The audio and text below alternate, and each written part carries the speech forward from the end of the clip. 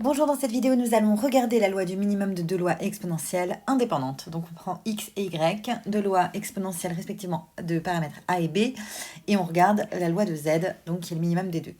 Alors, première question, comme d'hab, z est le minimum de deux lois exponentielles qui chacune vivent dans R+. Donc z vit aussi dans R+. Donc z de oméga, c'est R+. Une fois qu'on sait ça, c'est pas mal parce que du coup, on peut prendre un petit z qui est déjà au bon endroit et travailler avec ce petit z-là.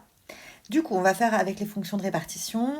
Cet exercice, il est classique en réalité. Donc, je voudrais savoir quelle est la fonction de répartition de z au point petit z. Et du coup, j'écris que c'est égal, c'est la définition de la fonction de répartition, à la probabilité que z soit plus petit que petit z. Ça, c'est donc égal à la probabilité que le minimum de x et y soit plus petit que petit z. Et donc, vous la connaissez sans doute, cette manipulation, parce qu'on la voit souvent dès qu'on traite des minimums et des maximums. Donc ici, je vais dire que c'est 1 moins la probabilité que le min soit plus grand que z. Et la raison pour laquelle je fais ça, c'est parce que ça, je sais l'exprimer. Je sais dire que ça, en fait, pour que le minimum soit plus grand que z, il faut que chacune des deux soit plus grand que z. Hein, si vous y réfléchissez, si x c'est le minimum, il faut aussi, du coup, puisque y est plus grand que x, y sera aussi plus grand que z, et inversement. Donc, du coup, c'est 1 moins la probabilité que x soit plus grand que z et que y soit plus grand que z. Ça, c'est la proba jointe. Et c'est là qu'on utilise le fait que nos deux variables sont indépendantes pour dire que, du coup, c'est le produit des probas.